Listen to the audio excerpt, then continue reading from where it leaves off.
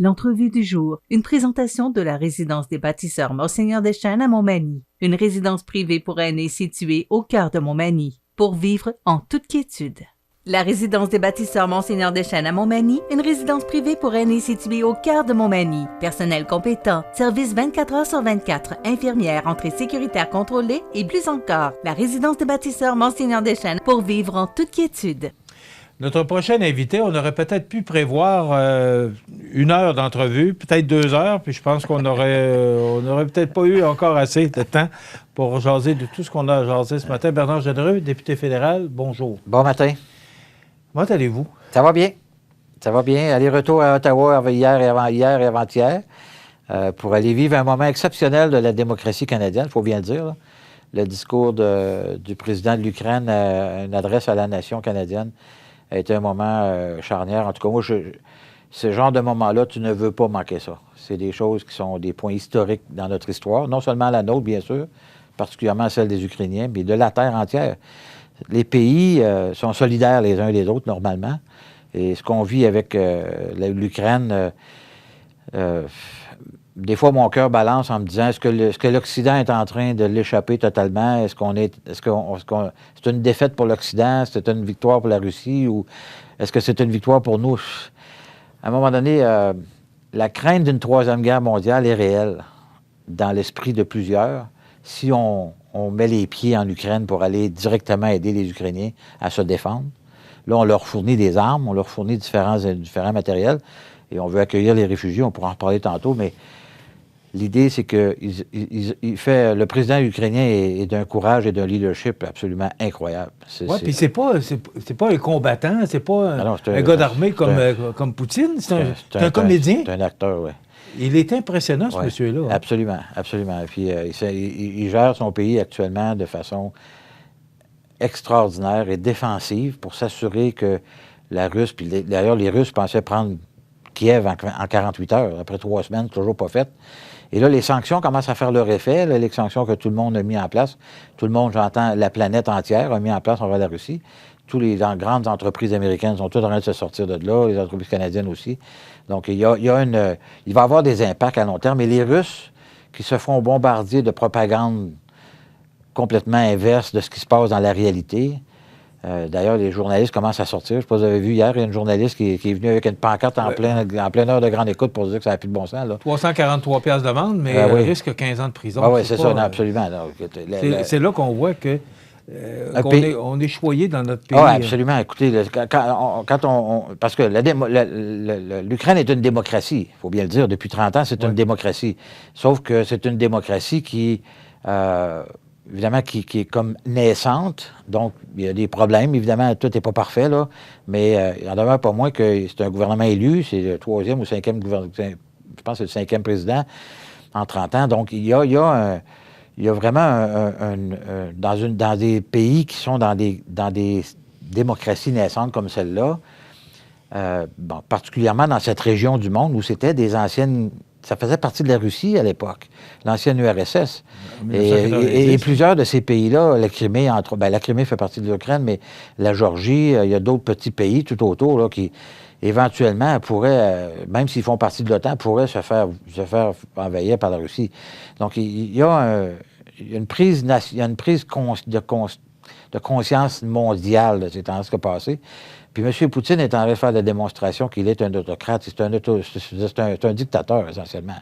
Donc, il est en train de... Puis, j'espère sincèrement qu'il va être jugé pour les crimes de guerre dans lesquels il est en train de se produire en Ukraine. Là. Quand on voit les images, Bernard, c'est épouvantable de voir. Ça pas de bon sens. Cette semaine, vous avez sûrement entendu parler de cette femme enceinte là, absolument, qui est décédée et son enfant. C'est difficile à croire quand nous, on regarde ça, de dire... Comment ça qu'on n'intervient pas? Je le comprends, qu'on veut éviter une troisième guerre mondiale.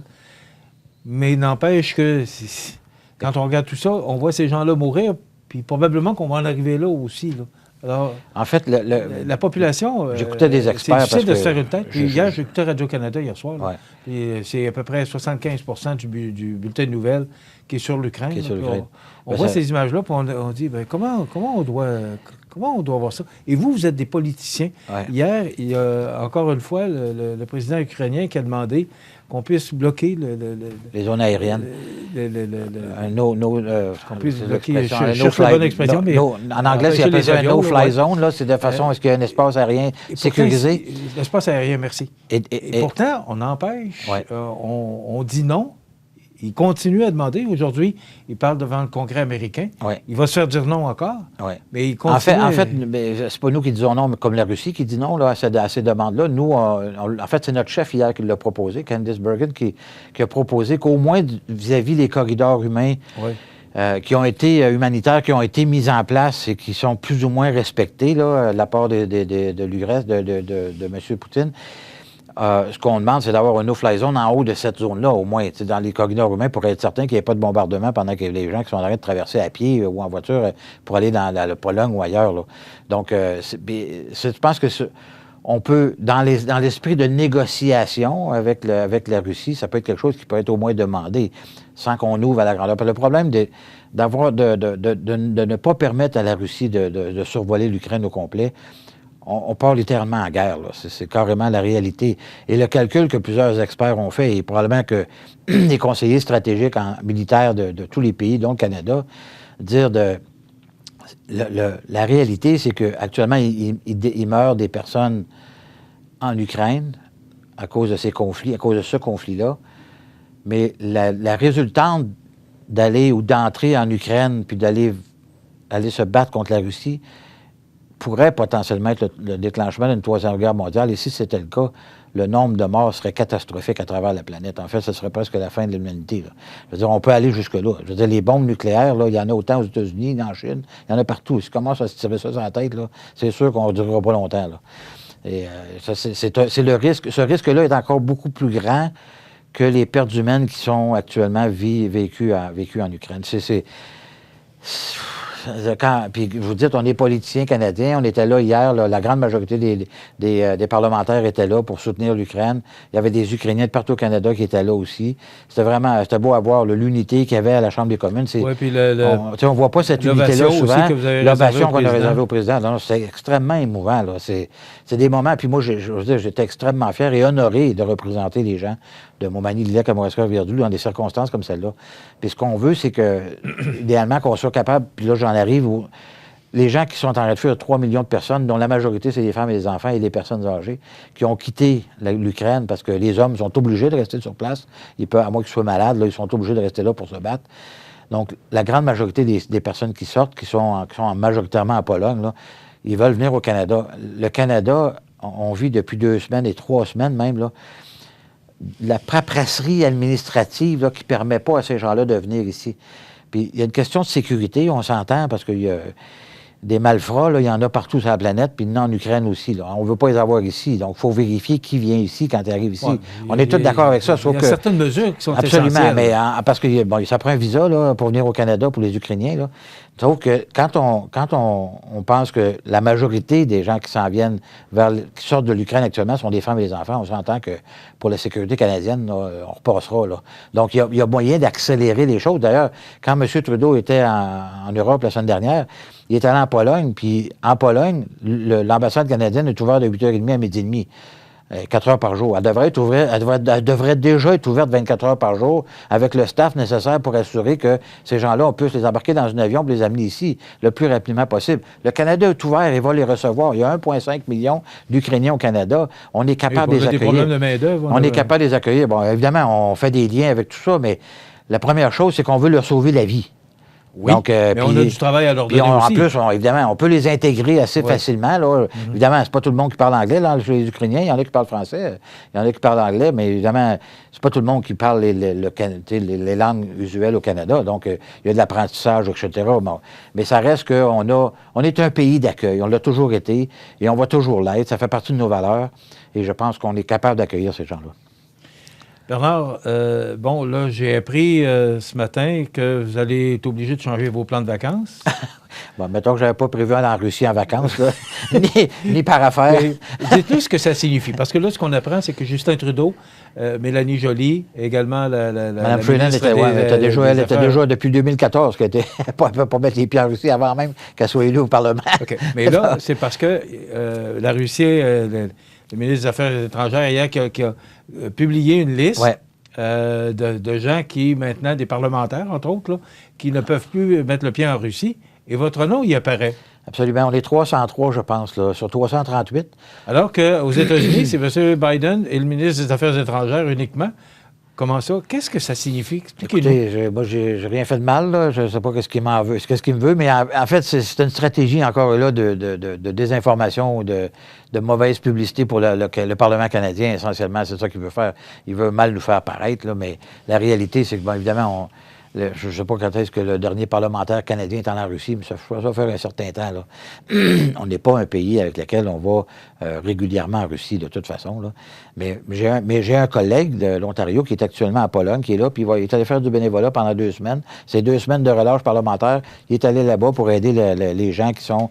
Puis on a vu des reportages très, très intéressants hier, d'ailleurs, à Radio-Canada aussi, où à la gare...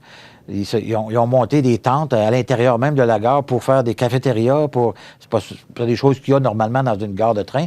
Alors, ils ont tout aménagé de façon... Puis ils donnent ça là, aux gens. Les gens arrivent, ils peuvent manger chaud, et puis ils leur donnent la nourriture pour être capables de continuer leur voyage. Il y a une solidarité absolument extraordinaire de la part de la Pologne. Et je pense qu'en fait, puis M. Trudeau est allé la semaine dernière, puis il a dit qu'on allait mis de l'argent, je pense que c'est 117 millions, pour aider les Polonais à être capables de recevoir les gens chez eux, parce que eux autres sont débordés. Imaginez, il arrive 3 millions de personnes demain matin. Ça commence à faire du monde, là, tu sais. Évidemment, ils ne sont pas tous en Pologne, là, mais quand même, ça reste qu'on aide l'ensemble des pays. On voyait les enfants qui commencent à aller à l'école en Pologne. Là, on voit, en fait, ils commencent à s'installer. Il essaie comment je peux dire, c'est que dans des moments critiques comme ceux-là, la solidarité humaine elle dépasse tout entendement. Là. Puis je pense encore une fois, le Canada a ces valeurs-là, puis on est capable de faire... On l'a vu dans le passé, d'ailleurs. C'est pas la première fois que ça arrive. Là. Puis le Canada et le Québec ont toujours été des endroits extrêmement accueillants. Je vais me garder quelques minutes pour parler de quelques sujets, entre autres de M. Charest. Bien sûr, je ne peux pas vous recevoir aujourd'hui sans vous parler de votre annonce de vendredi dernier. Oui. Mais ce que je voudrais savoir, c'est, on va terminer sur ce sujet-là, est-ce que vous croyez, parce que là, actuellement, ça négocie, la Russie et l'Ukraine. Oui. Hier, le président ukrainien semblait un petit peu plus positif. Moi, est-ce qu'il y a de l'espoir? Écoutez, il y a toujours de l'espoir. Mais est-ce qu'on peut y croire? Il y a toujours de l'espoir. Moi, aller jusqu'au bout de voir la résilience du peuple ukrainien actuellement et la force vive qu'ils ont pour combattre et garder leur pays comme il est. Écoute, moi, je leur lève mon chapeau. Si je pouvais, j'irais. Puis, je veux dire, ça me dérangerait même pas de mettre ma vie en danger pour aller les aider. C'est un pays démocratique. Il faut que ça reste un pays démocratique. Alors, ça ne doit pas revenir un pays ou une portion une province de la Russie. Première chose. Deuxième chose, je pense que c'est une leçon d'histoire que nous sommes en train d'apprendre en direct. Et il faut retenir ces leçons de l'histoire-là. Et il faut faire tout ce qu'on peut au Canada et accélérer tout ce qu'on est capable d'accélérer pour aider l'Ukraine à passer au travers. Et il y a différentes choses qui peuvent être faites. Évidemment, ce n'est pas des choses qui peuvent paraître être très, très importantes, à part que, évidemment, envoyer des armes, ce qu'on fait d'ailleurs. Mais on peut faire une multitude de choses au Canada. Et là, j'ai bien hâte qu'on retourne en Chambre des communes la semaine prochaine. C'est la semaine prochaine? Oui, c'est ça, la semaine prochaine, de façon à ce qu'on puisse mettre de la pression sur le gouvernement pour qu'il prenne des actions encore plus rapides, particulièrement au niveau de l'accueil. Là. Ça, c'est vraiment fondamental. Maintenant, on va essayer d'être un peu plus drôle ce matin parce que c'est malheureusement la réalité, puis on vit ça tout le monde. Oui. C'est loin de nous, c'est tellement près de nous. Absolument, on vit en direct. On peut pas... C'est avec émotion qu'on regarde les images de l'Ukraine. Et d'ailleurs, je regardais les images hier à la Chambre des communes et c'était émouvant de voir tout le monde debout pendant plusieurs minutes. Là. Ah oui, ça a duré presque 5 minutes. Là.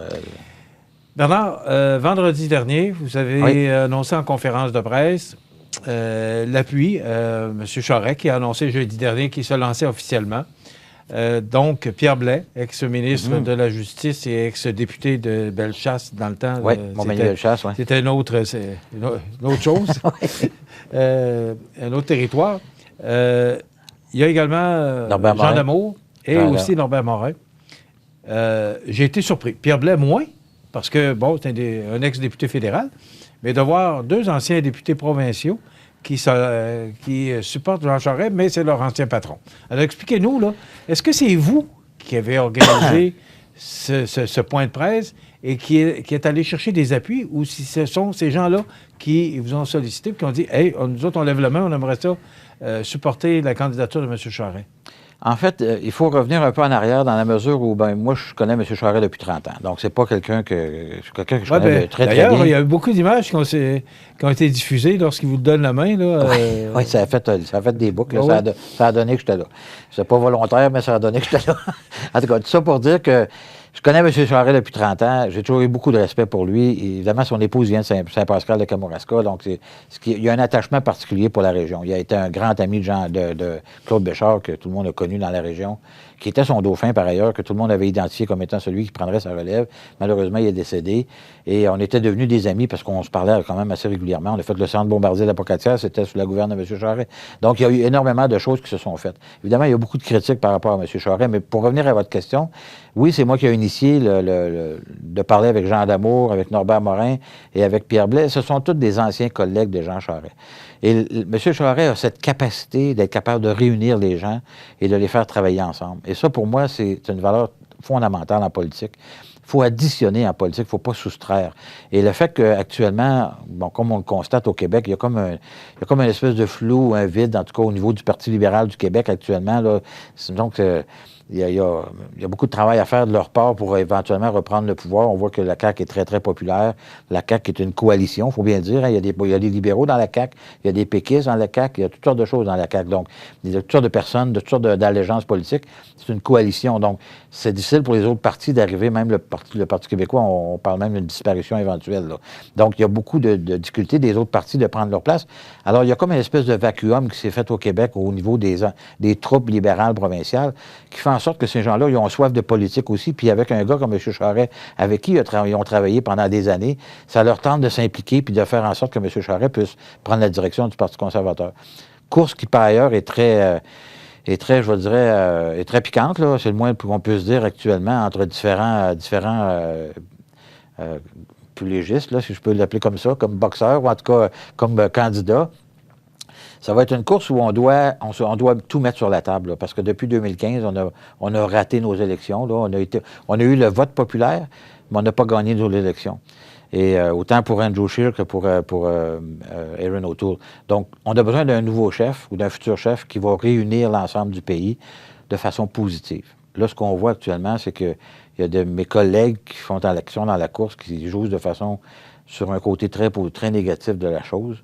Et puis là, évidemment, on peut s'attaquer entre nous, ça fait partie de la game, là, mais à un moment donné, il va falloir qu'on regarde en avant puis qu'on propose ce qu'on a à proposer aux gens. Mais vous parlez d'unité, Bernard. Ce que M. Charest... Mais ça fait partie des processus au niveau des courses au leadership. C'est après qui est important.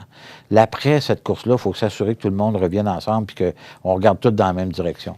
Mais une troisième course à la chefferie en 5 ans, est-ce que ça permet de garder l'unité dans... Absolument. Parce que vous êtes M. Charest, et d'autres sont Poilievre, et d'autres sont... il y en a 40 qui sont avec Pierre Poilievre actuellement. Puis au Québec, il y a d'autres candidats, là? Au Québec, on est... Oui, puis il y a d'autres candidats. Évidemment, il y a du positionnement qui va se faire. On est 120, on est 119 députés. Si vous enlevez M. Poilievre, qui est le seul candidat, Mme Lewis, donc ça veut dire qu'on est 117 potentiellement à prendre position. Il y en a qui vont rester neutres. D'ailleurs, Pierre Paulus a décidé de rester neutre pour l'instant. Jacques Gourde, même chose. Donc, tu sais, je veux dire, c'est des jeux politiques qui se font à l'intérieur de toute l'équipe, mais ça n'enlève pas le respect que nous avons les uns pour les autres. Évidemment, les attaques sont plus sur les politiques que sur les personnes, bien sûr. Évidemment, on voit que, c'est pas tout le temps le cas, là, mais ça reste qu'un jour ou l'autre, à partir du moment où il y aura un chef et qu'il est membre, parce que je dis bien aux gens, si vous voulez devenir membre, c'est conservateur.ca, allez prendre votre carte de membre, que ce soit pour voter pour M. Charest ou pour n'importe quel autre candidat. Si vous ne voulez pas avoir M. Charest, vous avez le droit aussi de prendre une carte de membre pour aller voter contre lui. C'est ça la démocratie au sein de la politique canadienne, c'est ça au sein de notre parti aussi. Et c'est important de vivre ces éléments-là. Puis à partir du moment où on aura choisi un nouveau chef, notre objectif, ça va être de prendre le pouvoir. L'ennemi n'est pas dans notre camp, nous. L'ennemi est en face de nous. Et ça, il ne faut jamais l'oublier. Il part, M. Charest part avec deux prises parce que, M. Poilievre a quand même beaucoup d'avance. Est-ce que c'est Connaissez-vous la fable de La Fontaine, je ne sais pas si c'est La Fontaine, mais la tortue et le lièvre? Moi, M. Charest, c'est pas la première fois qu'il fait des campagnes électorales. Et c'est pas la première fois qu'il part en retard non plus. Et moi, je peux vous dire une chose, c'est qu'actuellement, au Québec, là, il y a 400 bénévoles qui travaillent pour vendre des cartes de membres. Et là, on attend un petit peu parce qu'on ne met pas trop la pédale au fond parce que M. Charest a besoin d'être officiellement candidat selon les règles du parti. Donc, il fallait qu'il dépose... C'est pas fait encore? Là, en fait, il faut qu'il dépose des montants d'argent. Il y a des étapes à suivre. Oui, okay, oui. Puis il faut que le comité accepte sa candidature avec l'ensemble des conditions qui doivent être rencontrées. Et à partir du moment-là, il y a évidemment un agent financier qui va entrer dans le jeu éventuellement, où on pourra accepter des dons éventuellement pour sa campagne. Et aussi, puis là, après ça, on va pouvoir vendre des cartes de membres de façon officielle pour être capable de mettre la machine au fond. Mais je vais vous dire, on a une équipe, on a 78 comtés au Québec, puis on a une équipe dans les 78 comtés au moment où on se parle, ce qui n'est pas le cas des autres candidats, mais loin de là. Il ne faut pas oublier une chose, c'est qu'on compte le Québec pour 23 du pourcentage total des points accumulés pour chacun des candidats. Donc, si on va vendre 100 cartes de membres dans les 78 comtés au Québec, ça nous fait 7800 points en partant. Donc, je suis convaincu que les autres candidats ne réussiront pas à faire ça parce qu'ils n'auront pas les équipes pour être capables de faire ça. Et dans notre comté, on sait que c'est quoi, 135? On a 130 membres, on a 130 membres actuellement. C'est pas beaucoup? Non, c'est pas beaucoup, mais c'est comme je pourrais dire, au départ, comme quand je suis arrivé en politique, je comprenais plus ou moins le fonctionnement de... Le nombre de membres n'est pas une sécurité absolue de réussite, là. C'est-à-dire, on a déjà été 500-600 membres ici. On voit par... votre victoire, avec la victoire, la dernière victoire que j'ai eue, puis on était à 130 membres l'année passée. Les membres, c'est des gens qui sont intéressés par la politique active, mais aussi de faire partie de l'association. Il faut être membre, évidemment, pour être partie de l'association. J'ai 13 personnes sur mon conseil d'administration, qui est très vivant par ailleurs, et qui est très bien financé. On est déjà prêt pour la prochaine campagne électorale, nous autres, là. Donc, on va vendre des cartes de membres dans les prochains mois dans notre comté là, pour aller augmenter notre membership, mais on a du travail à faire dans d'autres régions qui sont moins conservatrices qu'ici, là, et c'est là qu'il faut croire qu'on aille mettre de l'énergie aussi pour vendre des cartes de membres. OK. Est-ce que c'est commencé? Mais j'ai beaucoup. Vous avez commencé? Oui, absolument, oui. On a commencé. Oui, mais j'ai beaucoup. Parce que je veux remercier là, Norbert puis Jean Damour et M. Blais d'avoir accepté mon invitation. Puis ces gens-là ont dit des très bons mots par rapport à Jean Damour. À un moment donné, il faut passer à un autre appel. Là. Tout ce que M. Damour a vécu, pas Damour, pardon, mais M. Charest a vécu dans les 8 dernières années ou 10 dernières années, là. À partir du moment où il y a une enquête puis ils n'ont rien trouvé, là, à un moment donné, il faut passer à un autre appel. Là. Puis je pense que M. Charest a fait ses preuves. Il est capable de diriger une province, il est capable de diriger un pays. Il nous reste 2 minutes et demie. Oui. On vous l'avait dit, hein? Oui.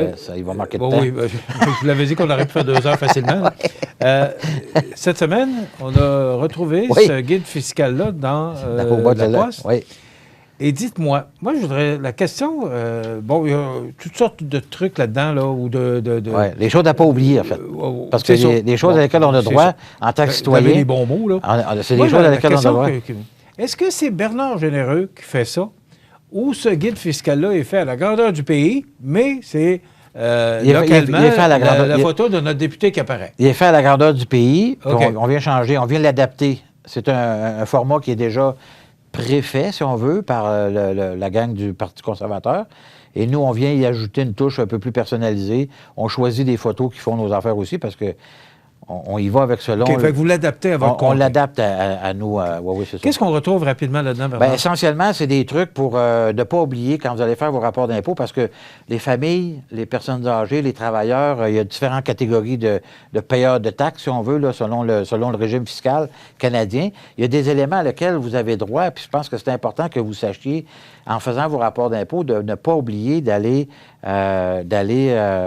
remplir ces cases-là dans votre rapport d'impôt, parce qu'autrement, c'est de l'argent que vous perdez. Donc, il y a des éléments fiscaux qui sont mis en place pour aider les familles, aider les personnes âgées, aider les travailleurs, personnes handicapées, etc. Il ne faut pas oublier d'aller en tenir compte quand on fait notre rapport d'impôt. Aussi, il y a un petit sondage à l'intérieur.